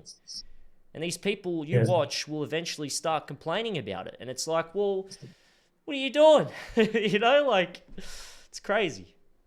And there's people that go around with it. I've thought about doing it as well, going to one of these migrant protests as like undercover type of thing, but having a clipboard and then just saying, "Oh, it's amazing that you're part of this movement," specifically to these white Karens. It's amazing that you're supporting the migrants. So once we win, because they truly believe that they're going to win, we're just getting people that are Australian citizens that we can then send these migrants and give them a home. See if they sign that. I've seen this happen overseas, and none of them will say it. They're like, "Yeah, I support migrant. Oh, actually, my home is too full. I can't do it. Oh, actually, we got too many people at my house. I've got my in-laws staying over from overseas." Like, none of them will sign a piece of paper that will say, okay, if the migrants get accepted permanent visa, do they have a room in your house? None of them will say yes. So it's all just a bunch of virtue signaling, or they're getting paid. It's the Yeah. only two conclusions. Well, you saw with The Voice, a lot of people got paid, man, on the vote yes. Like Yeah. a lot of people I know from universities and that they got payments to hop on these vote yes, protests and stuff like that to advocate for it. And it's just crazy how you talk about corruption. It's very true. A lot of these people are freaking getting paid for it. Yeah. I know it personally because one of my producers that I had, he was he was poached during the COVID pandemic. I was completely against it. He was a bit on the fence, and he got poached by Qantas, and he became like they did a Qantas ad of if you get jabbed, you can finally fly overseas or whatever the fuck it was. This is outrageous. Like what? And he didn't even like fully support it yet. But then when they came with the check, he was like, okay. You know what I mean? It's just like Yeah. just weak. Those are the weakest people, like Mm. that will just go along with things or will just grab a paycheck just to do something. Yeah, those people that just they just have no morals and they just don't even understand how badly they're screwing over their fellow people. Yeah, They're the worst. they are. And this is why when you look at like Christianity and Christian values compared to morality, the issue with morality is, well, in my opinion, as it's all about perspective. There's no real structure to it, and you can really pick and choose because you're not getting judged by a higher power. You can essentially pick and choose what you decide is morally right. Whereas if you follow the Bible and Christianity, and you have churches and you have that cultural, brotherhood, or the people that can check you when you're going wrong, it's just a disaster. That's why I think there are some good atheists out there. I know them myself, but it's very much it's you're on thin ice. Basically, it will take to a boiling point where if you don't have a God on your side, you will eventually fold to something because Mm. your morality is just built off just perspective and just it's not intangible, it's not strong. Whereas if you have Christian values, you're getting judged by God. You're ultimately going to think, okay, well, if I do this, God's seeing this. Like it's a different perspective. So I think to circle back, I think I don't want to shove Christianity down people's throats, but it's definitely a better way to live. Fucking do it. Well, Fucking do it. I mean, it's just, yeah, I just think to circle back, Christianity is a very important thing that we need to start promoting. And the other question I want to ask you: best and worst case scenario, 10 years from now, where do you see Australia going? The best case and the worst case. 10 years from now, we're in 2020. Let's go 5 years. Let's go 5 years. Maybe not 10 years. Let's go five. 5 years we could be at the like the worst case is that we're at a civil war where we're pretty much we know a lot of people wake up to what's going on. The 20 because 5 years leads us to 2029 and that's 1 year before 2030. Yeah. So the own nothing, you'll own nothing and be happy, the famous WEF slogan. They their plan is 2030 and they have two dates. They have 2030 and 2050. And we're either going to be at a civil war where they've completely screwed over everyone, because to do that, you need to take land ownership from a lot of people. And I think after doing that, that'll wake up a lot of people. So they need to like completely squeeze everything from everyone. And at that point, I don't see any distractions that would work for them. At that point, it's just people are just like right now they're trying to squeeze through. Like if you buy new land, the government has some ownership. Um, if they're trying to increase interest rates so people sell and then they can't buy again because the property market is so high. So they're doing little tactics like that at the minute. But 2029, if nothing changes, then I see them having a large population on the digital ID. I see them having majority of land ownership already. I see new laws being passed. I see tax being high. I see inflation continuing to grow, um, and then leading into a civil war, not even a civil war between what they think is Australians versus Australians. It's probably a civil war from Australians against foreign people and foreign entities that have come into Australia and infiltrated Australia. Because through liberalism, although it's fantastic, you think it's like it's the right ideology. We're going to be as liberal as possible so we can do everything. True liberalism, all that it leads to is a different, more extreme ideology entering your nation and then destroying that nation from within. It opens the door for something else to destroy it. That's where true liberalism leads, and which was originally invented in England. And the best scenario would be people waking up to a lot of these the bullshit that's going on, people having more children, people having more family values, people finding Christianity more, um, people having such creating such a strong push, it develops a culture that others can respect, and a leader being spawned that defies, goes against, any globalist takeover, and that can be like just threats of leaving AUKUS, threats of leaving thingy, threats of, you know, doing things that the international order goes, oh shit, is Australia going out of line, and then standing strong on that and being more nationalistic. I think the development of that, the development of, loving each other, I think will lead to a pushback for 2030. But that is only temporary, because, as I said, 2050 is their big goal. Um, for example, I'll finish up on this. There's currently a push by 2028. So all the electricity industry.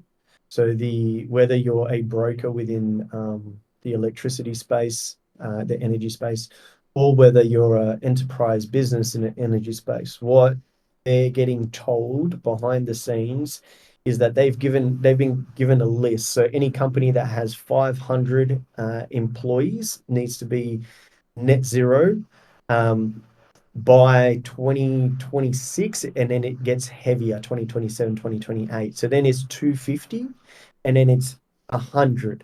So any company that has over 100 employees by 2028 needs to be net zero. And then they push down from the top down to the smaller to medium enterprise businesses. That plan is already in place. So we need already a government that is against that to begin with. And if we don't get that, it's going to be hard to even from that level fight on 2028 and 2029. Um, but it needs to be done. So all this net zero bullshit, it needs to be decimated because it's coming from the top down, and that's how they do it. They'll pay these enterprises large amounts of money, so then the enterprises puts pressure on distributors, that puts pressure on any type of entrepreneur that is a freelancer for any of the disties or smaller businesses that they interact with. And that's always going to be, and that's always how they infiltrate. It's always from the top down, and we need to do a heavy push against that. And that needs to be a push that's fundamentally based on strong family values. And I think that is one thing that we need to focus on is family, procreating, and nationalism. Hmm. I'll finish one more question. I appreciate you hopping on, by the way, and allocating your time to this. It's been good. It's been a good discussion. What's your advice to the next generation, Gen Z? You know, for maybe content creation or as a whole for society. What's your advice for the youth that are coming up right now? Yeah. Okay. So for content creation, find what you like within whatever space, whatever space that you're into. Find what you like, and then the content that you want to put out is pieces that will you want to, for example, you want to put out 10 pieces that answers questions, five pieces that's super controversial that drives comments and engagements, and then another five pieces that will answer those comments and those engagements, and then rinse and repeat that. If you can do that and understand styles, like if you can find your style of a video, whatever content that you're making, a particular style, and then you can do rinse and repeat those steps, you will go far. You will go really far. As for the youth and the future, Christianity. Go look into, even if you don't yet believe in God, at least start with Stoicism. Understand that that's the like probably the greatest human-made philosophy out there. There is no better. Zeno was phenomenal when he came up with a philosophy, and it's all about not looking into the exterior. So people that look into space and be like, "What's out there? The universe is forever expanding. Oh, what's this star's name? What's that star's name? Who gives a fuck? It doesn't really matter." So the philosophy is based of looked within. Um, as a quote from Marcus Aurelius, don't worry about what a good man is, be one. Be that good man. And that's, yeah, those are my two. Well, I appreciate you coming on, mate. It was a great discussion. I appreciate allocating this time, and yeah, I definitely would love to have a future conversation like this again. And yeah, thank you for coming on. I appreciate it, my brother, and keep smashing it. I'll definitely come on in future, and hopefully we'll eventually do a face to face as well. Love to. Keep doing what you're doing, smashing it. Appreciate it, mate. Enjoy the rest of your day. Cheers, brother.